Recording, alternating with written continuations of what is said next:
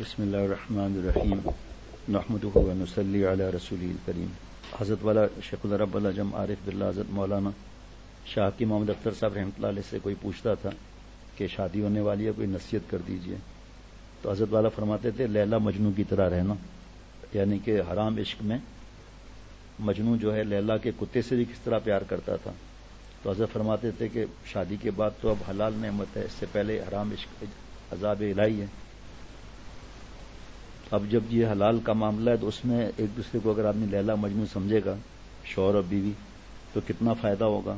ایک دوسرا جب نکاح ہو گیا تو اس وقت یہ آیت پڑھی جاتی ہے مسنون خطبے میں، تساءلون بہ والارحام۔ علامہ آلوسی رحمۃ اللہ علیہ مفتی بغداد فرماتے ہیں کہ ارحام کا مطلب کیا ہے؟ فرمایا الاقرباء من جہت النساء والاقرباء من جہت النسب، کہ اے غلامیہ شادی ہو گئی آپ کے نکاح ہو گیا، آج کے بعد آپ کے ماں باپ تو ہیں ہی، لیکن بیوی کے ماں باپ جو ہیں آپ کے ماں باپ ہوئے، اور اسی طرح والد یا جو بھی بھائی بتائے گا کہ نکاح ہو گیا، اب میری بیٹی آپ کا شوہر کے جو ماں باپ ہیں وہ آپ کے ماں باپ ہوں گے، تو جھگڑے کی باری نہیں آئے گی۔ دوسرا پیارے شیخ فرماتے تھے کہ بہت سی خواتین نئے گھر میں جاتے ہی ہر چیز کو سنبھالنے کی فکر کرتی، تو سامنے ساس یا نند وہ سمجھتی ہیں گھر پہ قبضہ کرنے والی ہیں، تو بہت ہی احتیاط کرنا ہے، اور یہ نہیں کہ 8 دن تک کسی چیز کو ہاتھ ہی نہیں لگانا ہے۔ وہ منع کریں گے لیکن آپ اس کی فکر کریں گے کہ آپ اب بیٹی ہیں اس گھر کی، اب اس کی فکر۔ دوسرا فرمایا کہ جب آپ والدین کے گھر تھیں تو آپ بچی تھیں، بابا کی گود میں بھی بیٹھ رہی ہیں، لیکن جب آپ بڑی ہو گئی تو پھر آپ گود میں تو نہیں بیٹھیں گے، تو وقت کے حساب سے حالات بدل گئے۔ اسی طرح آپ جب اپنے گھر میں تھے تو جو اللہ کو ماں باپ نے دیا ہے اس حساب سے آپ کی جائز خواہش پوری ہوتی تھی، آپ کے بچپن کی باتیں اور خواہشات تھی، ضد بھی تھی، جب بڑے ہو گئے تو ادب کے ساتھ خواہش پیش کر رہے ہیں۔ تو یہ زندگی آپ کی جو گزری نا 20 21 22 سال جتنی بھی عمر جس کی ہے، یہ شکر والی گزری، اور شکر کا حاصل یہ ہے کہ گناہ نہیں کرنا۔ اللہ تعالیٰ فرماتے ہیں لقد نصرکم اللہ ببدر وانتم اذلہ فاتقوا اللہ لعلکم تشکرون۔ اے صحابہ وقت یاد کرو، مفہوم جب تم بدر کے میدان احد کے میدان میں بے سر و سامانی میں تھے، ہم نے تمہاری مدد فرمائی، فاتقوا اللہ، اللہ سے ڈرو۔ یہ شکر گزار بندے ہیں، اللہ سے ڈر ہوگا تو شوہر بھی اپنے حساب سے صحیح چلے گا، بیوی بھی صحیح چلے گی۔ اور نکاح کے خطبے میں 4 جگہ اللہ نے ڈرایا ہے۔ حضرت شیخ الاسلام مفتی تقی عثمانی صاحب دامت برکاتہم فرماتے ہیں، اللہ حضرت کی عمر میں برکت عطا فرمائے، کہ یہ تو خوشی کا وقت ہے تو ڈرایا ہے کس لیے؟ اس لیے کہ آدمی ظاہری انکوائری کرتا ہے، استخارہ کرتا ہے، لیکن میاں بیوی جب تنہائی میں ہوں گے نا تو پتہ چلے گا نا شوہر کیسا ہے، بیوی کیسی ہے، تو ڈرایا گیا کہ وہاں پر بھی ہم کو یاد رکھنا۔ اس کی تفصیل کئی صفحات میں ہے، لیکن میں جو بات عرض کر رہا تھا کہ آپ جب اپنے گھر میں تھیں تو آپ شکر والی زندگی گزار رہی تھیں۔ اب جب آپ نئے گھر میں آئیں گے تو جو شوہر آپ کا بنا چند منٹ پہلے نامحرم تھا، کبھی زندگی میں دیکھا نہیں، کبھی حرام ملاقات نہیں، حرام کوئی کام نہیں، آپ کا گھر ماشاءاللہ اتنا اچھا ہے، شرعی پردہ ہے، تو اچانک نئے مرد کے پاس جانا، اس طرح جو ہونے والا سسر نامحرم تھا، جیسے ہی نکاح ہوا ہے جس کو کبھی دیکھا ہی نہیں، وہ آپ کا محرم بن گیا، تو ظاہری بات ہے وہ جھجک رہے گی۔ اور جتنے پیارے شیخ فرماتے تھے کوئی بھی رشتہ ہو، چاہے میاں بیوی کا رشتہ ہو، ماں باپ کا ہو، بھائی بہن کا ہو، ساس سسر کا ہو، کسی سے امید مت لگانا، چاہے مرید کا شیخ سے تعلق ہو، یہ حضرت مجدد کی نصیحت ہے، یا شیخ کا مرید سے تعلق ہو، لیکن نہ شیخ ان سے امید لگائے نہ وہ شیخ سے امید لگائیں، شریعت سنت پر چلنا ہے بس۔ یہ معاملہ اس کی فکر رکھنی چاہیے۔ بہت سے گھروں میں بیٹیوں کو کچھ سمجھایا نہیں جاتا، لڑائی جھگڑے ہوتے ہیں۔ تو ہمارے مفتی نعیم صاحب کے پاس جب جھگڑے 2-4 آئے تو مفتی نعیم صاحب نے کہا کہ ماں باپ کو جو سکھانا چاہیے نا، تربیت کرنا چاہیے، وہ نہیں کی، اب شوہر صاحب صبر کر کے آپ تربیت کریں گے، لیکن تربیت والی بیٹی جب جائے گی تو اس کا کیا فائدہ ہوگا خود سمجھ سکتے ہیں۔ اب آپ نئے گھر میں آ گئیں، ماحول بدل گیا، کبھی دیکھا نہیں جو شوہر کو، اب شوہر کو دیکھ لیا، تو وہ کیفیت بڑی عجیب کیفیت ہوتی ہے۔ اور اگر وہاں پر اب نئی زندگی آپ کی صبر والی گزرے گی، صبر شکر دونوں، اللہ کے احسانات کو یاد کریں گے نئے گھر میں بھی تو کروڑوں سے اللہ نے اچھا رکھا ہوگا۔ اب صبر کی زندگی ہے کہ اب وہ جو پہلی جگہ اپنے گھر میں جو آپ کی مزاح کرنا، بابا سے ضد کرنا اور پیچھے پڑ جانا، یہ نہیں ہوگا یہاں۔ اس لیے صبر کرو گے تو کامیاب ہو جاؤ گے، اور صبر یہی ہے کہ شکایت نہ کرے. حضرت مجدد رحمۃ اللہ لکھا ہے کہ سسرال کی بات میکے میں نہ کریں، میکے کی بات سسرال میں نہ کریں. تو سسرال کی بات میکے میں نہ کرے تو سمجھ میں آتا ہے، میکے کی بات سسرال کی بات میکے میں نہ کرے صحیح ہے، لیکن میکے کی بات سسرال میں نہ کرے مطلب کوئی وہ اپنے گھر کی بات شکایتیں تو نہیں کرے گی. مطلب یہ کہ میکے کی بات آ کر کرنا، آج ہمارے یہاں صوفہ آیا، آج ہمارے یہاں فریج آیا، آج ہمارے یہاں یہ ہوا، تو وہ سمجھیں گے سسرال والے کہ ہمیں نیچا کر رہی ہے، ہم پر طنز کر رہی ہے، اس لیے خاموش رہنا چاہیے. اور سسرال کی بات میکے میں کرنا ہی نہیں چاہیے، جو اس سے پہلے بیان ہوا تھا، کیونکہ اس وقت بیان تو ہے ہی نہیں. کسی خاندان نے نصیحت کا رخصتی کا وقت ہے تو آج ضروری نصیحت ان کو بھیجنی ہے کہ وہ اپنے بیٹی کو نصیحت سنائیں گے. ان کی بیٹیاں بھی ماشاءاللہ ہر بات پہ عمل کرتی ہے. کتنے برس ہو گئے میری کسی سے بات چیت نہیں ہوتی الحمدللہ اللہ کے کرم ہے. اس لیے زیادہ نصیحت تو نہیں کروں گا. جو اس پر بیان ہوا کہ عورتوں میں 7 جراثیم، وہ تو اب وہ پہلے پہ بیان ہو چکا ہے، وہ بیان میں تلاش کر لیں، اس کی فکر میں کرنا چاہیے. اور بیشتی زیور کا چوتھا اور چھٹا ایسا پڑھنا چاہیے، میاں سے نباہ کرنے کا طریقہ اور شوہر کے حقوق. اور چھٹے حصے میں یہ بھی ہے سسرال میں رہنے کا طریقہ. وہاں پر آپ نے دل جیتنا ہے. اب ماں باپ کا دل نہ بھی جیتے تو ماں باپ کی رحمت شفقت الگ ہوتی ہے، لیکن یہاں تو آپ کو دل جیتنا ہے. چند نصیحتیں اور ہیں. ایک عرب خاتون تھی، انہیں اپنے بیٹی کو نصیحت کی کہ میری بیٹی، میری آنکھوں کی ٹھنڈک، شوہر کے گھر جا کر قناعت والی زندگی گزارنے کا اہتمام کرنا، جو دال روٹی ملے اس پر راضی رہنا، جو روکھی سوکھی شوہر کی خوشی کے ساتھ مل جائے وہ اس مرخ پلاؤ سے بہتر ہے جو تمہارے اصرار کرنے پر اس نے ناراضگی سے دیا ہو. فرمایا اس خاتون نے، عربی خاتون نیک تھی اللہ والی، کہ میری پیاری بیٹی اس بات کا خیال رکھنا کہ اپنے شوہر کی بات کو ہمیشہ توجہ سے سننا، اس کو اہمیت دینا، ہر حال میں ان کی بات جائز پر عمل کرنے کی کوشش کرنا. اس طرح تم ان کے دل میں جگہ بنا لوگی، کیونکہ اصل آدمی نہیں، آدمی کا کام پیارا ہوتا ہے، اس میں زبان کی بھی حفاظت نہیں ہے. اور دوسرا ضد والی خاتون، اس کا تو نقصان ہی نقصان ہے. اپنے بیٹیوں کی ہر ضد پوری کرنا اور اس کے وہ پردہ ڈالنا، تو اس سے پھر بیٹی آگے زندگی میں ناکام ہو جاتی ہے. پھر اللہ ہر ایک کو بچائے ناکامی سے. فرمایا کہ میری پیاری بیٹی اپنی زینت اور جمال کا ایسا خیال رکھنا کہ جب وہ تجھے شوہر نگاہ بھر کے دیکھے تو اپنے انتخاب پر خوش ہو، اور سادگی کے ساتھ جتنی بھی ہو گنجائش اور نامحرم نہ ہو تو خوشبو کا اہتمام ضرور کرنا. اور یاد رکھنا کہ تیرے جسم اور لباس کی کوئی بو یا کوئی بری حیت اسے نفرت و کراہت نہ دلائے. اب یہاں میں حضرت والا کی بات بیچ میں یاد آ رہی ہے اس لیے کر رہا ہوں کہ شوہر چاہے گناہ میں مبتلا ہو، چاہے شوہر موبائل کے گڑبڑ میں ہو، خدا را کبھی تجسس اور ٹوہنے لگانا. ابھی وہ چھپ کر رہا ہے گڑبڑ، اب آپ کے سامنے کرے گا. 10 دن کے بعد لڑکی بھی گھر میں آ جائے گی. اور پھر جو خواتین لکھتی ہیں ای میل، ہم مشورہ دیتے ہیں، بات نہیں مانتی، ضد اور لڑائی، اور اس خاتون کو فون کر کے گالیاں دینا، اس سے شوہر اور ضد میں آ جاتا ہے. ایسے اخلاق ہوں، ایسی تیاری ہو، ایسی قربانی ہو، اور خصوصاً شوہر کے والدین کی خدمت ایسی ہو کہ وہ خود چڑیل کو چھوڑ دے. لیکن آپ خود اگر ایسے گڑبڑ کریں گے تو وہ اور عورتوں کی طرف جائے گا. اللہ بچائے اپنی رحمت سے. جناب فرمایا کہ آنکھوں کو سرمے اور کاجل سے حسن دینا، کیونکہ پرکشش آنکھیں پورے وجود کو دیکھنے والے کی نگاہ میں جچا دیتی ہیں. غسل اور وضو کا اہتمام کرنا کہ یہ سب سے اچھی خوشبو اور نظافت کا بہترین ذریعہ ہے. اور لکھا ہے کہ انہوں نے، خاتون نے مشورہ دیا بیٹی کو کہ شوہر کے کھانے کا جو وقت ہے اس سے پہلے ہی اس کو تیار رکھنا، کیونکہ دیر تک برداشت کی جانے والی بھوک بھڑکتے ہوئے شعلے کے مانند ہو جاتی ہے. اور ان کے آرام کرنے اور نیند پوری کرنے کے اوقات میں سکون کا ماحول بنانا، کیونکہ نیند ادھوری رہ جائے تو طبیعت میں غصہ اور چڑچڑاپن پیدا ہو جاتا ہے. پھر جب اولاد ہوتی ہے تو جاگنا کرنا، تو شوہر کو تو صبح جانا ہوتا ہے تو اس سے اور مشکل ہو جاتی ہے پیدا. جب آنے کا وقت ہو نا، تو یہ تو ہم نے حضرت سے بات سنی جو آگے ہے تو بستر وغیرہ کو اچھا صاف ستھرا رکھنا تاکہ وہ اپنے کمرے میں آئے تو اس کو سکون ہو. اور جب شوہر کے آنے کا، اب تو موبائل آسان ہے، تو جب شوہر کے آنے کا وقت آ جائے تو پہلے سے تیار رہ کر اور دروازے پر استقبال کرنا. اگر فرض کریں فلیٹ وغیرہ ہیں تو دروازہ آدھا کھلا ہو، پورا کھولنے کی ضرورت نہیں ہے. جب شوہر آئے تو مسکرا کے استقبال کرنا، موسم کے حساب سے مشروب یا چائے کا پیش کرنا. آتے ہی کہ میں نے آپ کو سینڈل لانے کو کہا تھا، اس کا کیا ہوا، یہ سخت بدتمیزی ہے. یہ باہر سے مصیبت سے پریشان ہو کر آیا ہے، ٹریفک جام ہے، یا سی او نے ڈانٹ دیا، یا کوئی ٹیکس کا پھرا آ گیا، تو اس کو سمجھنے کی کوشش کرو مہربانی کر کے، اور شوہر کے مزاج کو دیکھ کر بات کرو۔ اگر وہ ماں باپ کے پاس جا کر پہلے بیٹھتا ہے تو غصہ کرنے کی ضرورت نہیں، والدین کو ایک نظر محبت سے دیکھنے سے حج نفلی کا ثواب ملتا ہے۔ تو عقل مند خاتون کیا کرے گی؟ شوہر سے پوچھے گی کہ آپ ماں باپ سے مل کر آئے؟ ارے میں تھکا ہوا تھا، میں تو اوپر آ گیا۔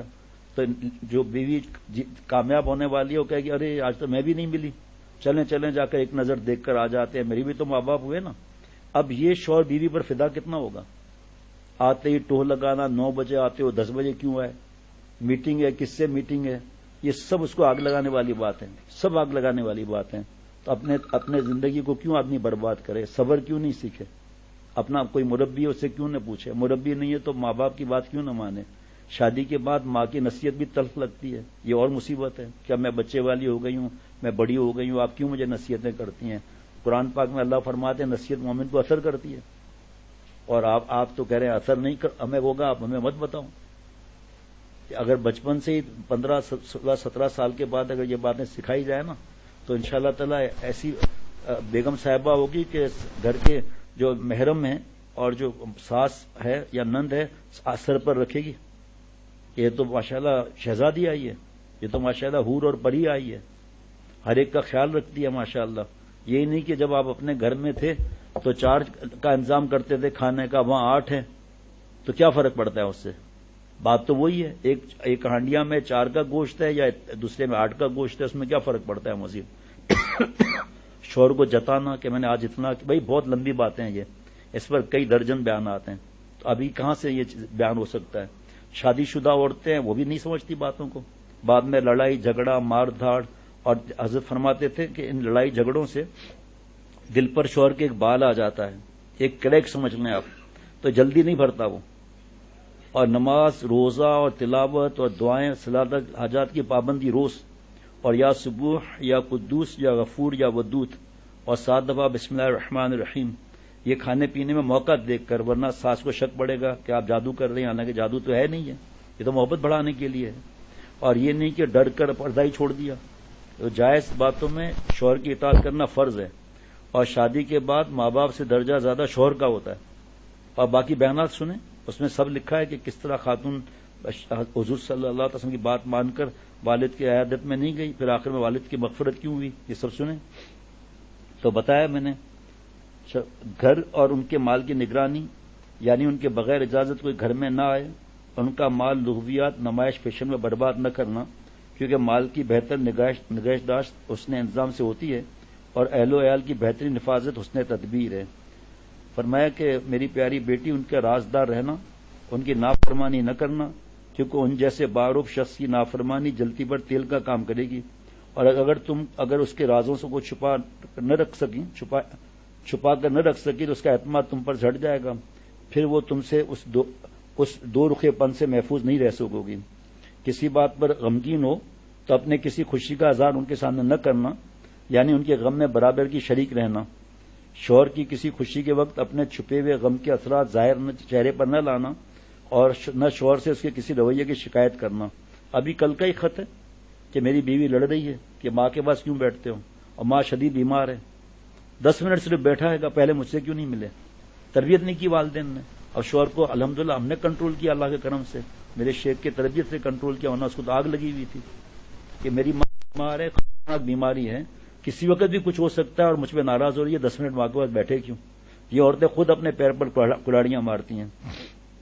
جناب، اگر تم نگاہوں میں قابل تکریم بننا چاہتی ہو تو اس کی عزت اور احترام کا خوب خیال رکھنا، اور اس کی مرضیات کے مطابق چلنا، تو اس کو بھی ہمیشہ ہمیشہ اپنی زندگی کے ہر مرحلے میں اپنا بہترین رفیق پاؤ گی۔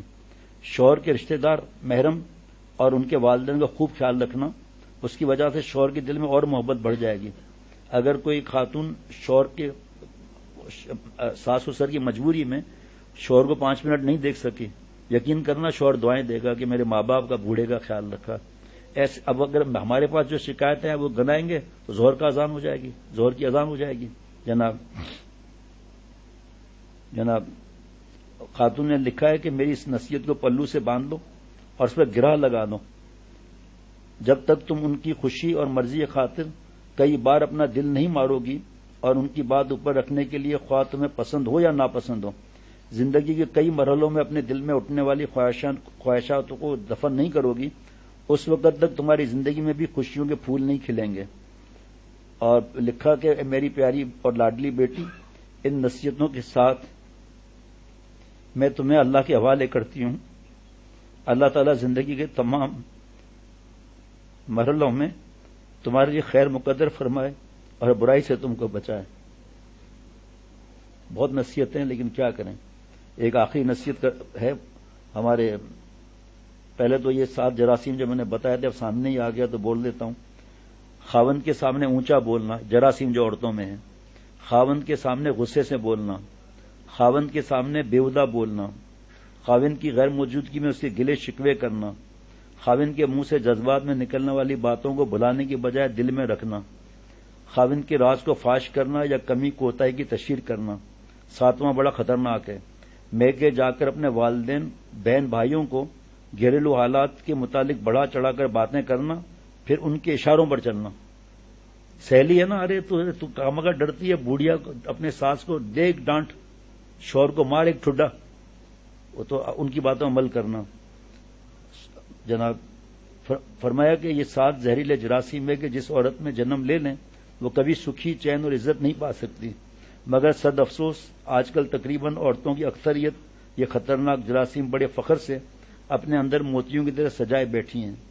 اب آخری نصیحت، ویسے تو نصیحت بہت ہے، مفتی نعیم صاحب کی ہے، اس میں مفتی نعیم صاحب نے فرمایا کہ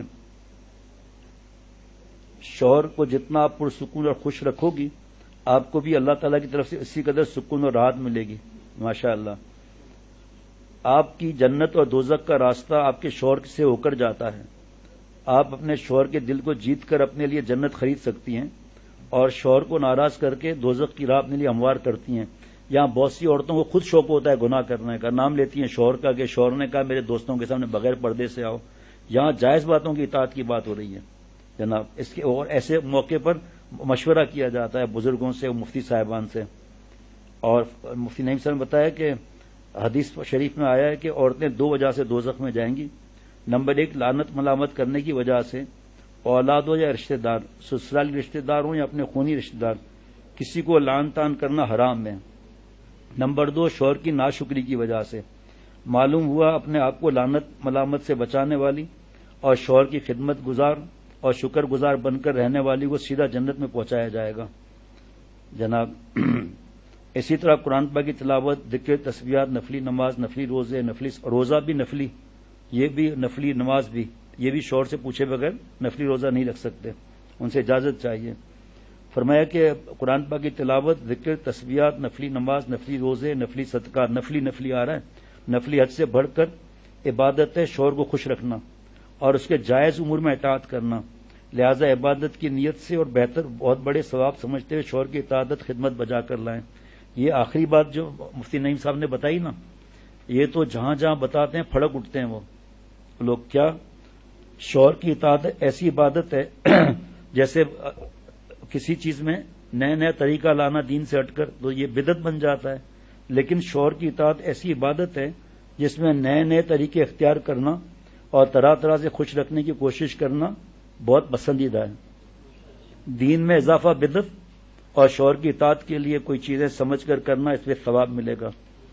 آخری بات بس یہ بتا دیا، بیشتی زیور کا چوتھا اور چھٹا حصہ پڑھنا، اور شوہر کے جو رشتہ دار ہیں آپ کے محرم ہیں ان کی خدمت کرنا۔ جیسے فرض کریں جوائنٹ فیملی سسٹم ہے تو اس میں ہماری بیٹی بڑی چادر لے کر اور گھونگھٹ نکال کر گھر کے کام کرے گی، نامحرم سے تنہائی نہیں ہوگی، نامحرم سے گپ شپ مستیاں مذاق نہیں ہوگا، نامحرم کے ساتھ ایک دسترخوان پر کھانا نہیں کھانا ہے۔ لیکن خدا نخواستہ، کیونکہ کسی کو غیب کا علم تو ہوتا نہیں ہے، ساری انکوائری کر کے آدمی اس کے بعد شادی ہوتی ہے، وہاں اگر خدا نخواستہ کوئی معاملہ الٹا ہوا تو فوراً جواب نہیں دینا ورنہ اور نقصان ہو جائے گا۔ اس میں مشورہ کیا جاتا ہے، اپنے والد سے کہہ کے شیخ سے مشورہ کیا جاتا ہے۔ اسی طرح کوئی بھی ایسی بات ہو جس میں آپ منع کرو، اور اسے فرض کریں ابھی میرا دوست آیا ہے ابھی اس سے ملو، یہاں آپ کو اللہ تعالیٰ پر نظر رکھ کر ہمت کرنی ہوگی۔ لیکن اگر وہ کہے ہمارے ساتھ کھانا کھاؤ تو اس وقت پھر پہلے سے ہی مشورے کر لو کہ خاندان کا کیا ماحول ہے، تو ایک بار جو ہے بڑی چادر لے کے کونے میں سمٹ کر بات چیت مزاح نہیں، کھانا اس وقت کھا لیا، بعد میں پھر پوچھا کہ بھئی اس طرح تو عادت خراب ہو جائے گی، آواز کا پردہ نہیں ہوگا، پھر آہستہ آہستہ چہرے کا پردہ نہیں ہوگا، پھر مستیاں مذاق ہوں گے، گناہ ہوگا. یعنی حکمت کے ساتھ چلنا ہے. اللہ تعالیٰ مجھے ہم سب کو معاف فرما دے اپنے کرم سے.